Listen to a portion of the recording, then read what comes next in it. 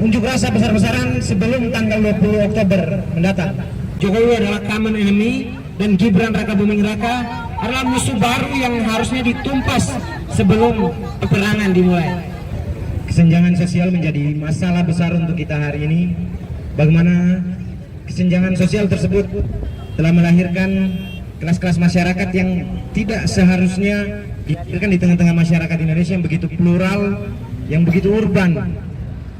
Dan hari ini Presiden Joko Widodo mencoba untuk mengklasterisasi setiap kelas-kelas masyarakat antara konglomerat dan miskin kota selalu dibeda-bedakan. Inilah yang menjadi permasalahan yang harusnya bisa kita bicarakan. Dalam 2 minggu terakhir akan menjadi satu hukuman dan akan menjadi neraka jahanam untuk Bapak Joko Widodo. Karena dalam 10 tahun terakhir Bapak Joko Widodo tidak pernah memberikan impact positif kepada masyarakat.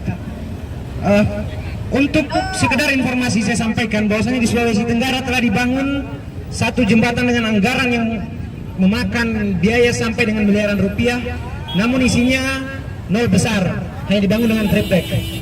Ini satu keanehan yang dibangun dengan judul besar dan tagline infrastruktur. 10 tahun infrastruktur berjalan, tapi beberapa tahun terakhir Harun Masiku juga didapatkan. Ini satu keanehan. Begitu banyak permasalahan-permasalahan korupsi, kolusi, dan nepotisme yang tidak bisa dituntaskan. Kita hari ini bukan berbicara bagaimana Gibran Raka Buming Raka harus ditangkap, karena secara kepastian hukum dia sudah harus ditangkap, sudah melanggar norma-norma dan kemudian sudah menyerang satu institusi, yakni kepresidenan. Itu yang harus kita garis bawahi. Dan menjelang daripada berakhirnya masa pemerintahan Jokowi, perlu saya sampaikan, di PNJ hari ini kami mahasiswa hendak mengadakan konsolidasi serta teknis lapangan dalam rangka mengadakan unjuk rasa besar-besaran sebelum tanggal 20 Oktober mendatang. Perlu saya sampaikan bahwa Bapak Ibu sekalian tidak sendirian, bahwa pesan-pesan perlawanan ini tidak hanya sampai pada masyarakat menengah, tapi pesan-pesan perlawanan ini akan kita bangun dari daerah-daerah untuk kita sampaikan bahwasanya chaos bukan solusi, namun penggulingan presiden ataupun penggulingan wakil presiden terpilih itu adalah satu solusi besar, saudara-saudara sekalian. Saudara-saudara sekalian, permasalahan paling besar sekarang adalah permasalahan impor beras. Ini yang tidak pernah tercatat. Negara kita terus-terusan menggembosi terkait yang namanya reforma agraria sejati. Namun reforma agraria sejati tidak pernah dituntaskan oleh pemerintah dalam 10 tahun terakhir.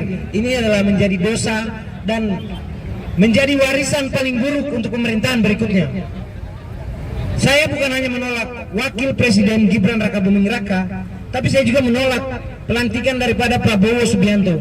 Karena Prabowo Subianto, kami menganulir bahwasannya dia adalah dalang dibalik pembunuhan Munir Said Talib, adalah aktivis dari himpunan mahasiswa Islam. Kami menuding dan menduga bahwasanya Prabowo adalah dalang daripada penculikan aktivis. Walaupun itu sudah banyak pembuktian logis secara hukum, tapi apabila tidak ditindaklanjuti, maka kami yakin permasalahan hak asasi manusia di Indonesia sampai dengan detik ini ataupun sampai 10 tahun, 20 tahun, bahkan 100 tahun ke depan tidak bisa terselesaikan, saudara-saudara sebangsa setanah air. Saudara-saudara sekalian, permasalahan hak asasi manusia adalah tanggung jawab kita bersama, bukanlah tanggung jawab daripada aparat penegak hukum, bukanlah tanggung jawab daripada Komnas HAM, bukanlah tanggung jawab daripada Istana Kepresidenan, melainkan tanggung jawab kita bersama untuk terus-terusan kita suarakan. Karena permasalahan hak asasi manusia bisa kapan saja menjegal saudara-saudara sekalian. Kita ketika berbicara pergerakan, saudara-saudara sekalian, sama dengan halnya kita masuk dalam jurang kematian. Kita disaksikan begitu banyak aparat penegak hukum ketika kita berbicara permasalahan hak asasi manusia yang tidak tuntas dari tahun 65 sampai tahun 2024 ini, saudara-saudara. Bagaimana tentang tragedi Malari, bagaimana tentang tragedi Kuda Tuli, bagaimana tentang tragedi 98, bagaimana tragedi pemerkosaan atas etnis Tionghoa yang dilakukan oleh oknum-oknum pemerintahan yang sampai hari ini juga tidak tuntas. Permasalahan HAM, harus terus-terusan dibicarakan, tidak bisa berhenti hanya pada sekedar narasi saja, saudara-saudara sebangsa dan setanah air. Terlebih dari itu, yang menjadi common enemy sekarang adalah Bapak Joko Widodo dan anaknya Gibran Rakabuming Raka atas tindakan-tindakan dan postingan-postingan yang nyeleneh dan kita nilai sebagai postingan-postingan yang kemudian tidak mencerminkan sebagai sosok pemimpin. Itu kalau Gibran Rakabuming Raka masuk di kampus UNAS, dia di LDK, di LK1 ulang. Saya tidak ingin menghina satu instansi atau orang, saya tidak mendiskreditkan orang. Tapi secara kebijakan, orang-orang tersebut adalah pemangku jabatan yang tidak tuntas dalam ide Polstratak, saudara-saudara sekalian. Saya tidak ingin menyampaikan begitu banyak, tapi kita tahu bersama bahwasannya Jokowi adalah common enemy dan Gibran Rakabuming Raka adalah musuh baru yang harusnya ditumpas sebelum peperangan dimulai. Karena apabila Gibran Rakabuming Raka dilantik, maka peperangan asimetris dimulai dari hari ini, saudara-saudara sekalian. Maka tidak banyak yang bisa disampaikan, kebenaran hanya datang dari langit, kesalahan datang dari rezim Jokowi Maruf, dan rakyat Indonesia selalu menjadi korban daripada kebinatangan rezim yang menyerupai binatang buas, saudara-saudara sekalian. Billahi taufiq wal hidayah. Wassalamualaikum warahmatullahi wabarakatuh. Terima kasih. Bismillahirrahmanirrahim. Assalamualaikum warahmatullahi wabarakatuh. Waalaikumsalam warahmatullahi wabarakatuh. Sekali lagi saya ucapkan terima kasih banyak seluruh anggota ARM atau emak-emak yang setiap minggu di tempat ini menyuarakan aspirasi, keluhan dari rakyat. Mudah-mudahan keluhan-keluhan curhatan ini tidak terjadi, tidak juga dikenakan nanti seperti saudari Septia, yaitu undang-undang ITE kan gitu. Mudah-mudahan ini tidak terjadi di tempat ini. Karena apa? Pemerintah kita, penegak hukum kita, ini siapa yang memesan, siapa yang memakai, itulah peraturan ini tajam ke bawah, tumpul ke atas. Kenapa? Persoalan ini yang tadi saya bersama teman-teman dari Serikat Pekerja Serikat Buruh Tembakau Makanan Minuman yang menyuarakan tentang rokok dan makanan. Kementerian Kesehatan membuat aturan tidak pernah melibatkan serikat pekerja maupun serikat buruh. Padahal peraturan itu adalah untuk khususnya kaum buruh yang hari ini banyak sekali perusahaan-perusahaan rokok yang tutup, mengakibatkan banyaknya pengangguran, banyak UMKM, banyak juga tenaga-tenaga emak-emak yang menggelinting di rumahan home industry hari ini hampir semuanya ditutup karena peraturan pemerintah Kementerian Kesehatan. Jadi rokok ini cukainya, pajaknya sudah besar, dia mau ambil pajaknya, tapi tidak pernah hadir setiap ada persoalan perburuhan di sektor itu. Lantas, apa yang harus dipertahankan? Yang mau saya kaitkan adalah Presiden sebelum jadi, dia berjanji 10 juta lapangan kerja. Di mana lapangan kerja itu hari ini hanya omong kosong, hanya omdo. Karena banyak tenaga kerja yang hari ini menganggur, ada yang dirumahkan, di PHK sepihak karena perusahaan pilot dan yang lain-lain, disebabkan dengan adanya undang-undang Omnibus Law dengan turunannya. Karena undang-undang Omnibus Law itu semua diserahkan peraturan PP-nya itu terhadap masing-masing sektor. Ini yang membuat rakyat menderita, rakyat banyak pengangguran, di mana tanggung jawab seorang Presiden Jokowi. Saya tidak mengkritisi pribadinya, tapi Presiden Jokowi sebagai pemimpin negara ini yang harusnya betul-betul hadir setiap ada persoalan rakyat Indonesia. Tapi di mana hadir? Yang tadi disampaikan oleh Mak-Mak, kita ini adalah negara agraris. Harusnya beras bukan impor. Itu banyak petani sulit mencari pupuk, dan sawahnya sekarang dibangun rumah, dibangun pabrik dan yang lain-lain karena kepentingan orang banyak.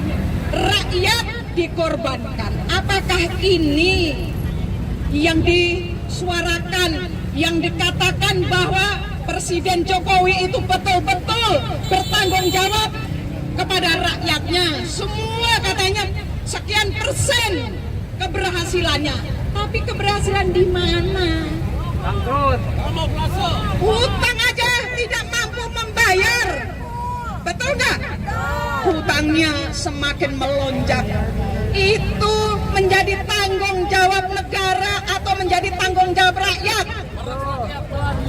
Ini adalah pemerasan terhadap rakyat yang hari ini.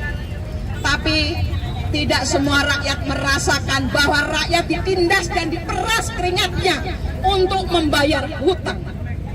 Maka dari itu, hari ini kepada Bapak Polisi, Bapak TNI, dan yang lain-lain penegak hukum yang hadir di tempat ini, kami ini juga tidak mau tiap minggu harus teriak-teriak di tempat ini.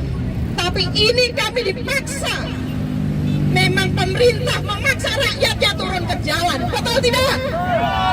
Ini yang harusnya kita sadar. Kita juga tidak mau untuk berteriak-teriak di tempat ini, tapi kami ini dipaksa untuk turun ke jalan. Keonaran itu dipicu oleh penegak hukum maupun pemerintah itu sendiri, betul tidak? Ini yang harusnya, jangan hanya menyalahkan Mak-Mak. Jangan kita mau diadu domba antara rakyat dengan polisi, dengan TNI atau yang lain-lain. Tapi kita dikorbankan oleh para penguasa, para oligarki, betul tidak? Ini hanya kepentingan oligarki. Kita harus lawan. Kalau rakyat Indonesia tidak mau melawan oligarki, nantinya akan menjadi jongos di rumah sendiri. Kenapa? Berkaitan dengan tadi lapangan kerja.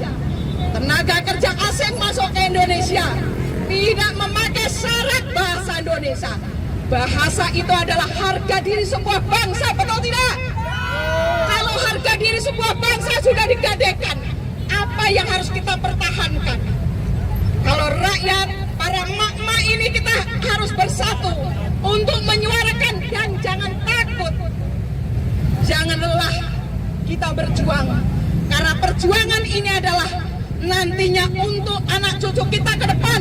Kalau kita hari ini tidak mau bersuara, kita juga tidak mau menyampaikan apa-apa yang hari ini rakyat sudah ditindas, peraturan juga sudah tidak lagi memikirkan rakyatnya, maka sudahlah, akhirnya kita dijajah oleh bangsa kita sendiri, bukan orang asing.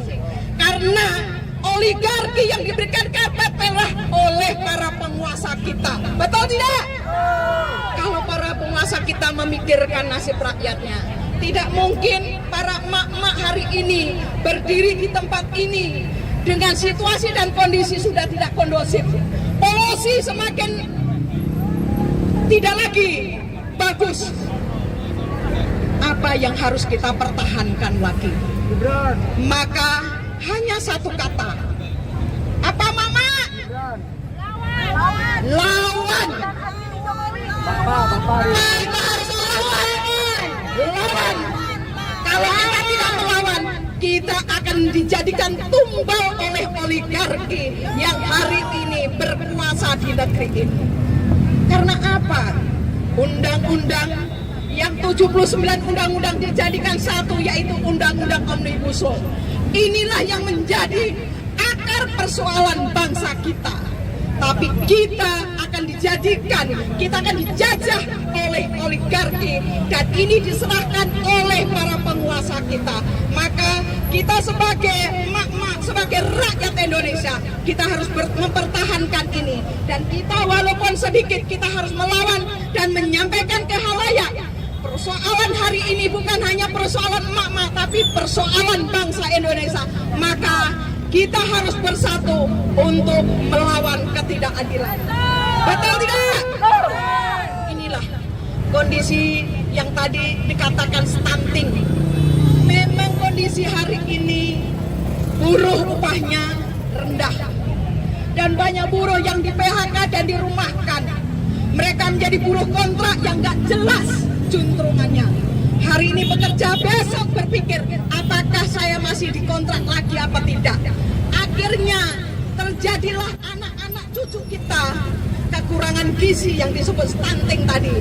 Kita mau dikasih tajin, berasnya sudah banyak kimia. Apa yang harus diharapkan hari ini?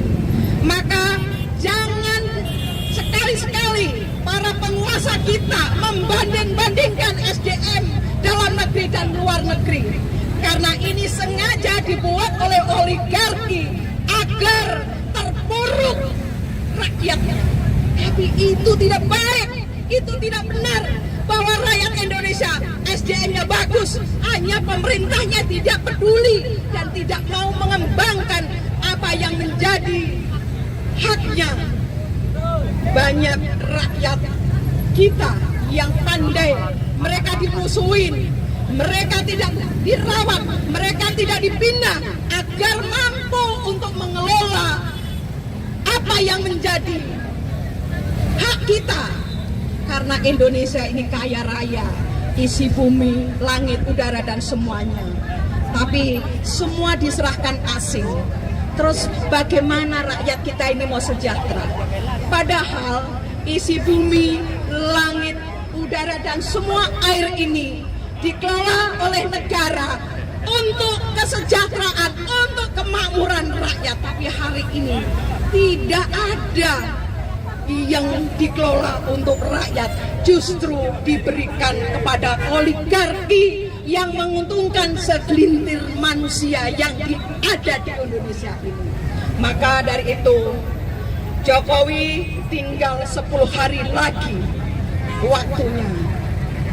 Harusnya lebih arif dan bijak bahwa 10 hari Jokowi harusnya betul-betul mencabut undang-undang Omnibus Law dan juga mau mengakui kesalahan. Maka dari itu Presiden Jokowi harus diadili dan dihukum seberat-beratnya. Setuju tidak? Inilah yang perlu kita sama-sama satukan pemikiran kita agar rakyat kita betul-betul dihargai dan rakyat bisa sejahtera.